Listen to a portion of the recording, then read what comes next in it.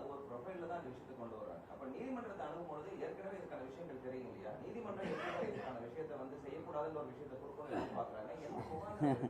ஏன்னா நான் தான் சொன்னேன், திமுக மக்களை ஏமாற்றுவதற்காகவும் திசை திருப்புவதற்காகவும் செயலை ஒவ்வொரு முறையும் கையாள்வார்கள். அதனால தான் நான் ஆரம்பிக்கும் போதே சொன்னேன், இன்றைக்கி நகராட்சி அந்த துறையின் கீழே கிட்டத்தட்ட 2538 இளைஞர்களுடைய வாழ்க்கையில் விளையாடி ஒரு மிகப்பெரிய ஊழல் வெளில வந்திருக்கிறது.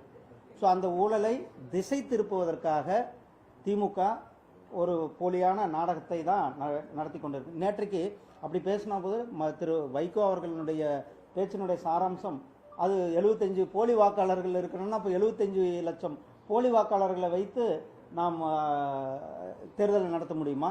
நீங்கள் அவர்களுடைய பாணியிலே சொல்கிறோம். அப்போது இதனுடைய அவசியம் இருக்கிறது. நான் இன்றைக்கு செய்தித்தாள்கள் நாங்கள் யாரும் இந்த கூட்டத்துக்கு போல செய்தித்தாள்களில் வந்ததை வச்சு தான் நான் சொல்கிறோம். அப்போ அவர் பேசியிருக்காருன்னா 75 லட்சம் வாக்காளர்கள் போலி வாக்காளர்கள் இருக்கிறார்கள் என்பது அவருடைய கூற்றாக இருக்கிறது. அவர்களுடைய கூட்டணியில் இருக்கிற தலைவர்களுடைய கூற்றாக இருக்கிறது. அப்போ போலி வாக்காளர்கள் இருக்கிறார்கள் என்பது அவர்களே சொல்லுகிறார்கள்.